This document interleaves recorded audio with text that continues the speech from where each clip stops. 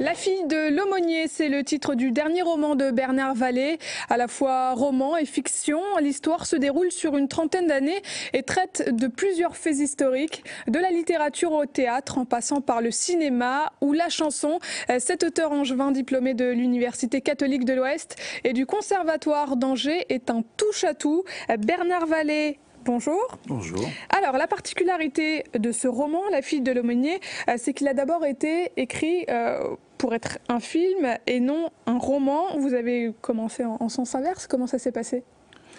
Ça s'est passé exactement comme ça. C'est-à-dire j'ai fait un premier ouvrage qui était un scénario de 414 séquences.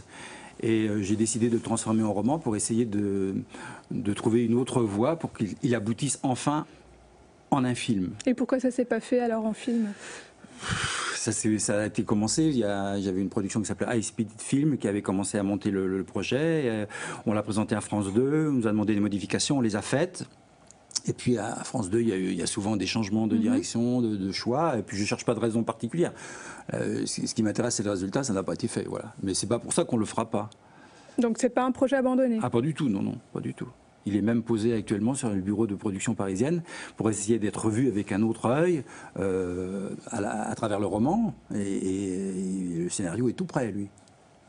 Donc c'est un roman qui est assez visuel, on le voit par un certain nombre de descriptions qui sont très détaillées. Parlez-nous de l'histoire, de quoi il s'agit exactement ?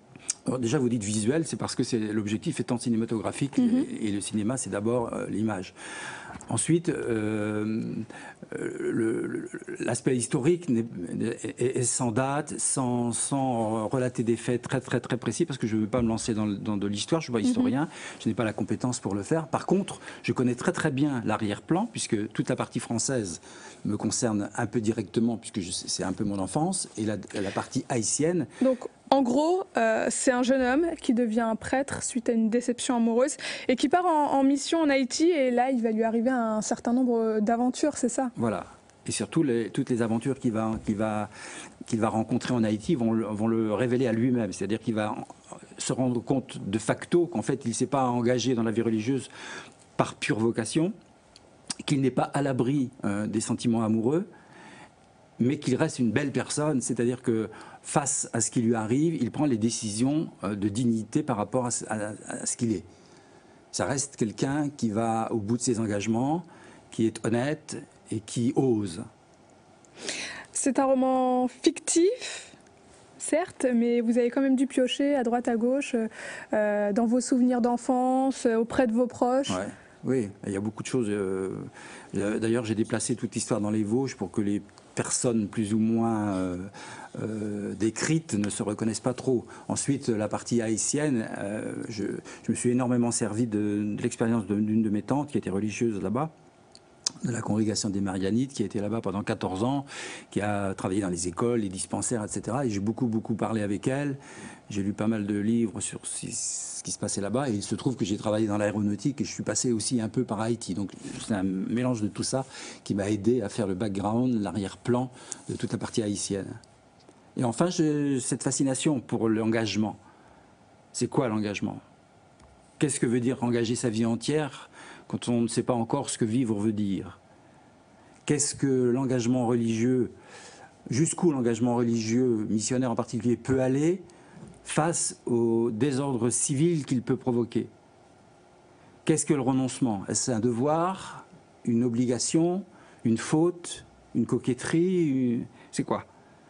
J'essaye de tourner autour de tout ça. Je ne donne pas de réponse, je n'ai pas la prétention de donner les réponses. Par contre, je crois que ça illustre bien tous ces questionnements. À qui est destiné cet ouvrage ? Vous l'avez écrit pour qui ? Pour les gens qui s'intéressent à l'être humain, pour la beauté de l'être humain, pour sa dignité, pour l'engagement, pour être debout, pour savoir que derrière les nuages, il y a toujours un peu de soleil, que tant qu'on est debout, les choses peuvent changer.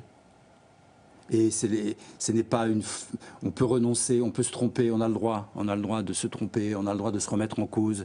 L'important, c'est de rester, le faire avec dignité, en respectant les autres. C'est le message que vous voulez faire passer à travers ce roman ? Je ne cherche pas à faire passer des messages en particulier, je cherche à distraire les gens, à leur faire voir de jolies choses.